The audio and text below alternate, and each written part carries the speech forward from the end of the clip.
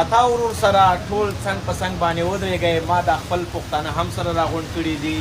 یورپ کې چې زموږ څومره افغانان دي، په دوبۍ کې دي، په نیوزیلینډ کې دي، استرالیا کې دي، امریکا کې دي، ټول باید ورسره څنګ په څنګ ودرېږئ. چې د چا څه وسه کېږي هغه مرسته کوئ، چې د چا وسه نه کېږي هغه باید ویډیوګانې وکړئ. انشاءالله د صدیقي ورور دا خبره مخکې نوره یوسئ چې ټولې دنیا ته پته ولګي افغانانو ته چې دې سره اتا سره ودرېږي او د ده خبره مخکې یوسي او ټول زموږ ورونه چې انشاءالله خپل وطن کامیاب کړو، غریبانو سره مرسته وکړي. مننه.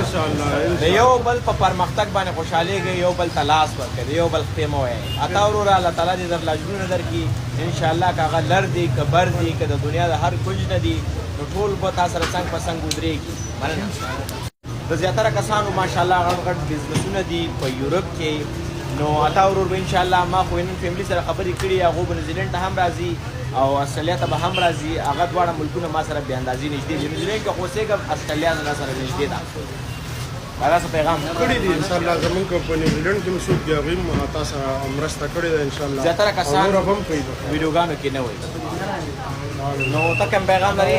دا پیغام لرم چې دا سره څنګ تر څنګ ودرېږي انشاءالله تعالی، چې زمونږ افغانان ورونه دا کوم چې بېوسه افغانان دي او راځي دلته په لارو ګودرو دې ځینې کې په ازادۍ کې چېرته خپل وطن کې ښایسته علاج کېږي او ښه په خوشحالۍ باندې بس الله پاک مو آباد او خوشحاله ساته. عمره کې به زه ټولو ته انشاءالله دعاګانې هم وکړم. سبا زه جدې ته روان یم انشاءالله. هلته به 4 بجې یم، د هغې نه پس به زه عمره کوم.